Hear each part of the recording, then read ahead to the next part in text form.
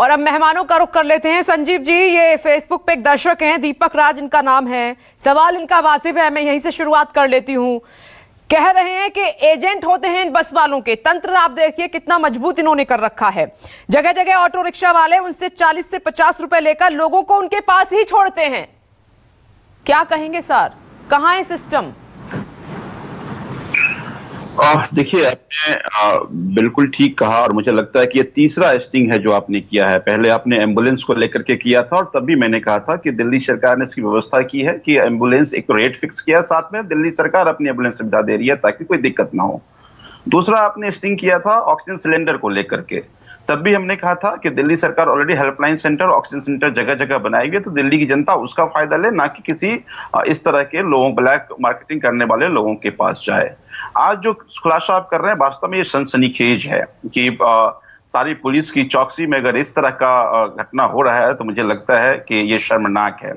लेकिन मैं एक चीज में और आपको इससे जोड़ देता हूं कि दिल्ली सरकार मजदूरों को भेजने की व्यवस्था कर रही है कि अगर आपको अपने अपने घर जाना है तो आप अपने एसडीएम ऑफिस में बता दीजिए, वहां से आपको बसेस की व्यवस्था कर दी जाएगी और पूरी पुख्ता व्यवस्था करके आपको भेजा जाएगा। अगर आप उस सब का फायदा लेते हैं तो शायद आपको इस चंगुल में ना फंसना पड़े। लेकिन जो आपका वाजिब सवाल है कि आखिर फिर ये गोरधंधा फल फूल कैसे रहा है और पूरा ये नेटवर्क इसका है। आपने दिखाया कि बस के परमिट एक्सपायर हैं और वो एक्सपायर होने के बावजूद बसें चल रही है। तो मुझे लगता है कि फिर पुलिस को अपनी जिम्मेदारी लेनी पड़ेगी और मुझे लगता है ये जो राजनीतिक उपयोग पुलिस का किया जाता है, अभी देखा विधायक को जांच करने में या तमाम तरह की और गतिविधियों को देखने में, उसके बजाय पुलिस की चौकस व्यवस्था इस पे किया जाए ताकि अगर ये उत्तर प्रदेश से होते हुए बिहार तक पहुंच जाता है और अगर ये नेताओं की बसें हो और सर पुलिस स्टेशन में फोन कर दिया जाए कि हमारी बस है, हमारी बस है, रोकना मत, ले जाना, तो फिर किसकी हिम्मत होगी? कानून सबके लिए बराबर है और मुझे लगता है कि पुलिस को अपनी प्रोफेशनल तरीके से इसको डील करना चाहिए। ऐसा नहीं है कि कोई अगर रसूखदार लोग हैं तो वो कानून के वो ऊपर हैं। मुझे ये लगता है कि अगर पुलिस प्रोफेशनल तरीके से इसको डील करेगी, और बहुत सारे रसूखदार लोग जेल के अंदर गए भी हैं, तो मुझे ये लगता है कि इससे अगर आप कोरोना के समय में अगर इस तरह का अपराध किया जा रहा है तो ये तो मानवता के खिलाफ भी है।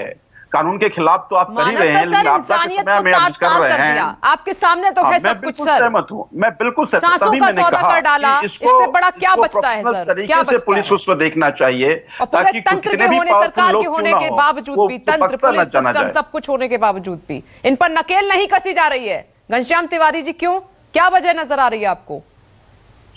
देखिए विपनेश जी, आपने जो एक्सपोज किया है, न्यूज़ 24 ने जो एक्सपोज किया है, उससे तंत्र की आंखें खुलनी चाहिए। अगर कोई बस 1200-1400 किलोमीटर इस तरीके से जाती है जहां पर उसके पास परमिट नहीं है, लोग उसमें खचाखच भरे हुए हैं, कोविड प्रोटोकॉल्स फॉलो नहीं किए जा रहे हैं, और इन 3 राज्यों में या 2 राज्यों में अगर पुलिस उनके साथ मिली भगत रखे हुए है, तो इसका मतलब है कि तंत्र तो गायब है, तंत्र पूरी तरीके से विफल है।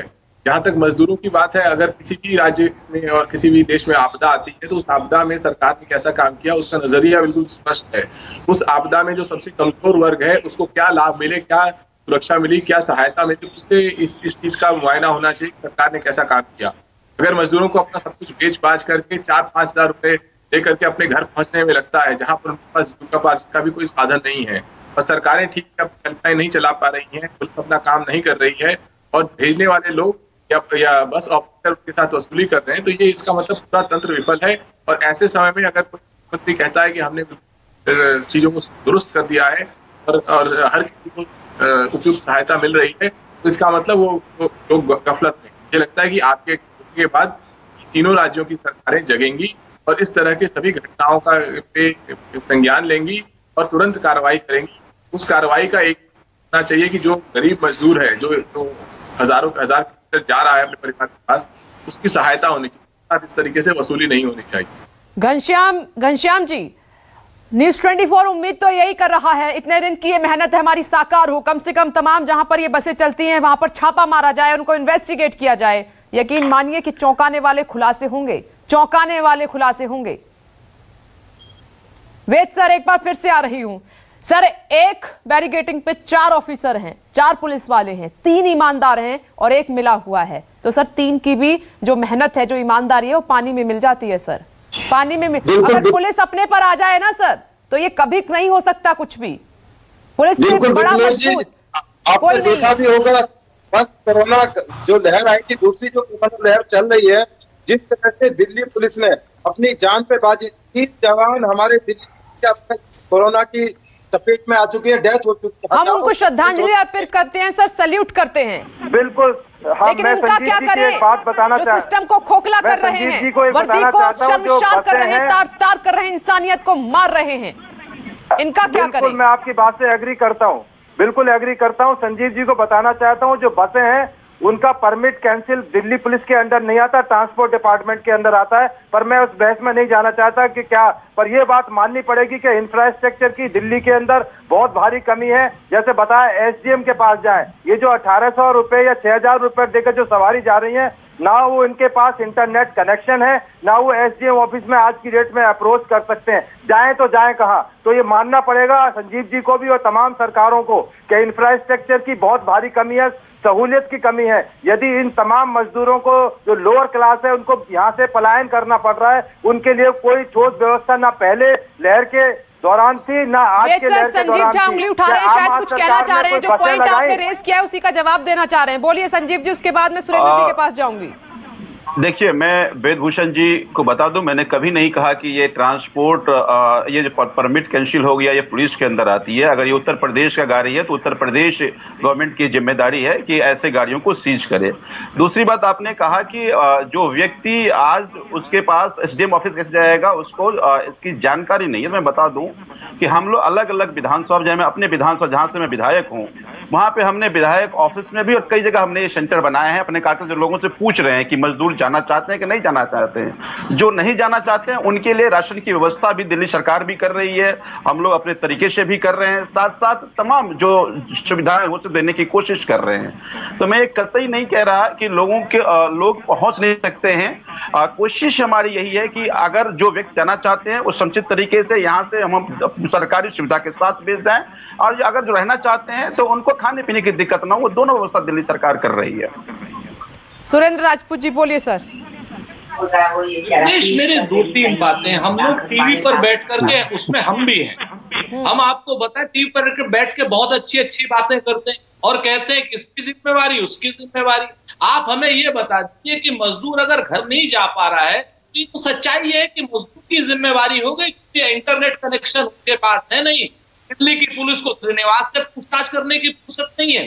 यूपी की बसेस हैं और यूपी की बसेस एक्सपायर्ड परमिट में हैं। उत्तर प्रदेश की सरकार इस समय अपनी आत्मश्लाघा में है। वो मजदूर बेचारे या तो गंगा में बह करके कोरोना के मरते हुए शवों के तरीके से जाएं, वो एक शव बन जाए, और या फिर जो है वो इस तरीके से जाए। आज की डेट में अगर हम इस तरीके की बात करें कि वो बसेस किसकी हैं, कौन नेता उसके पीछे, चाहे किसी भी दल के हो, हमारे दल के हो, भाजपा के हो, सपा के हो, बसपा के हो, किसी के भी हो, क्योंकि बगैर सिस्टम में नीचे से ऊपर तक अगर विषाक्त हुए ये काम नहीं हो सकता। इस बात को मैं जिम्मेवारी से कह रहा हूं। पूरे उत्तर प्रदेश में लगभग 1000 किलोमीटर बस चलती है, 1000 किलोमीटर, और कम से कम हर 100 किलोमीटर पे एक चेक पोस्ट होती है, ये मिनिमम है। तो 10 चेक पोस्ट या 20 चेक पोस्ट से अगर वो बस निकल कर जा रही है, कहीं ना कहीं उत्तर प्रदेश के परिवहन मंत्री का गुनिया छीन रहे हैं। उत्तर प्रदेश का परिवहन विभाग क्या कर रहा है, उत्तर प्रदेश के नेता क्या कर रहे हैं, उत्तर प्रदेश की पुलिस क्या कर रही है, योगी आदित्यनाथ जी अपनी आत्मश्लाघा में क्या कर रहे हैं। इन सारी बातों का अगर आप जवाब नहीं लेंगे तो ये आपका इतना बड़ा काम बेमानी हो जाता है कि आप तो काम कर रहे हैं लोगों की सुविधा के लिए, और ये हम सारे लोग बैठ को सिस्टम में उठा रहे हैं। वो कह रहे हैं दिल्ली की कमी है, वो कह रहा है यूपी की कमी है। अरे भाई, एक कमांड है, पेंडेमिक एक्ट है, केंद्र की सरकार जिम्मेवार है सारी चीजों के लिए, तो सब चीजों को एकीकृत कमांड में क्यों नहीं चलाती है? क्यों नहीं मजदूर घर जा सकते हैं? और अगर नहीं हो रहे हैं, मिली भगत हो रही है, और इसीलिए देश में ये आलम है, देश में ये आलम है कि अमीर अमीर होते जा रहे हैं और गरीब क्योंकि लाचार है, बेबस है, कुछ कर नहीं सकता, तो वो गरीबी में दबे ही जा रहा है। सांसें कैसे ना टूटे, सांसें कैसे ना निकले। घनश्याम तिवारी जी आप भी बोलिए, उसके बाद एक साथ जवाब लूंगी मैं छाबरा जी से। देखिए, उत्तर प्रदेश की सरकार अगर वाकई सक्रिय होना चाहे तो एक साधारण सा सुझाव है, हर टोल प्लाजा पे कैमरा लगे होते हैं, और अगर आपकी इस रिपोर्ट के बाद अगर सरकार पिछले एक महीने के टोल प्लाजा के कैमरास भी देखे तो उन्हें पता चल जाएगा कि किस तरह कितनी ऐसी बसें आई, किन लोगों ने उसे ऑपरेट किया, उसके मालिक कौन है, ये नेक्सस क्या है। सवाल ये है कि क्या वाकई वो नेक्सस को तोड़ना चाहते हैं या वो अपनी मिली भगत से इस नेक्सस को बनाए रखे हुए हैं। ऐसा नहीं हो सकता कि इतने सारे कैमरे होने के बावजूद, इतना बड़ा पुलिस तंत्र होने के बावजूद ये नेक्सस इसी तरीके से चलता रहा है और गरीब इसी तरीके से लूटता पिटता घर पहुंचता रहा है। और ये ऐसा नहीं है कि अचानक से एक पैंडेमिक आया है, ये हम लोग 440 दिन हो चुके हैं जब से पैंडेमिक का ऑनसेट हुआ है। ऐसी परिस्थिति का अगर ये तो आती थी इसमें कोरोना में घनश्याम जी, ये तो बहुत पहले से हो रहा है। ये जो प्राइवेट लग्जरी बसें हैं, बिना परमिट के सवारियां धोती हैं ये और मनमाने पैसे वसूलते हैं, तो लंबे समय से हो रहा है। कोरोना में तो इन्होंने अति की है, कोरोना गांव तक पहुंचाया है इन्होंने। ये अभी का नहीं है, कोरोना टाइम का मामला नहीं है ये जो लग्जरी प्राइवेट बसेस हैं। बिल्कुल, तो ये बात सरकार को पता है और अगर ये सरकार को पता है और ये हो रहा है तो इसमें जरूर सरकार की राजनीतिक मिलीभगत है। इनका सहयोग अपने राजनीतिक कारणों में लेती रही है और इस तरह की लूट को सरकार अपने दृष्टि के अंतर्गत इजाजत देती रही है। आज भी अगर ये सरकार नहीं जगती है, अगर उत्तर प्रदेश की सरकार कोई ऑफिशियल स्टेटमेंट नहीं देती है, तो इससे साबित होगा कि उत्तर प्रदेश की सरकार मुख्यमंत्री का कार्यालय हो या फिर परिवहन मंत्री का कार्यालय हो, इस मिलीभगत में शामिल है। शिवम छाबड़ा जी जवाब दीजिए, बहुत सारे सवालों के जवाब देने हैं आपको। ये कहना बहुत सामान्य है, लेकिन सही मायने में इस प्रकार से सुरेंद्र राजपूत अपनी जिम्मेदारी से हट जाते हैं, ये भी देखना बहुत विचित्र है। ये नहीं भूलना चाहिए कि दिल्ली से जो लोगों का पलायन हो रहा है केवल बिहार और उत्तर प्रदेश नहीं हो रहा है, वो राजस्थान भी हो रहा है जहाँ पे कांग्रेस पार्टी की सरकार है, तो पंजाब में भी हो रहा है जहाँ कांग्रेस पार्टी की सरकार है। तो केवल आप आरोप बढ़ देंगे। मैंने तो शो की शुरुआत में ये बात कही कि जितनी भी जिम्मेदारी है वो प्रशासन की है, शासन की है और हम उस जिम्मेदारी से बिल्कुल नहीं हट रहे हैं। अगर मैंने आपको शो के दौरान भी कहा कि दिल्ली से जाने वाली बस है जो आपने स्टिंग ऑपरेशन किया है, निश्चित रूप से ये मेरी जिम्मेदारी बनती है कि दिल्ली के अंदर पुलिस कमिश्नर को इस बात का सूचन किया जाए कि इस प्रकार से आपका महकमा इस प्रकार से काम कर रहा है, उस पर कार्रवाई की जाएगी और निश्चित रूप से कार्रवाई करेगी। मैं आपको इसका ट्वीट टैग करूंगा। मैं केवल ये कह रहा हूं कि दिल्ली से इस प्रकार के लोग क्यों पलायन कर रहे हैं, इसकी जिम्मेदारी स्थानीय सरकार की है कि नहीं है। आप हर जिम्मेदारी केंद्र सरकार की डाल देंगे तो ये भी तो अनुचित है। अरे सर, पलायन तो देश भर में हुआ था। 2020 की तस्वीर आपको मालूम है, अभी भी उभर कर सामने आती है तो आंसू निकल जाते हैं। पलायन की तो बात छोड़ दीजिए, मैं आज ये हाईजैक की बात कर रही हूँ।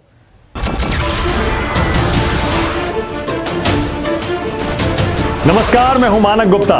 अगर आपको हमारा ये वीडियो पसंद आया हो तो इसे लाइक और शेयर जरूर करें और हाँ, हमें सब्सक्राइब और फॉलो करना ना भूलें ताकि आप देश और दुनिया की कोई खबर मिस ना करें। तो जुड़े रहिए हमारे साथ और देखते रहिए न्यूज़ 24।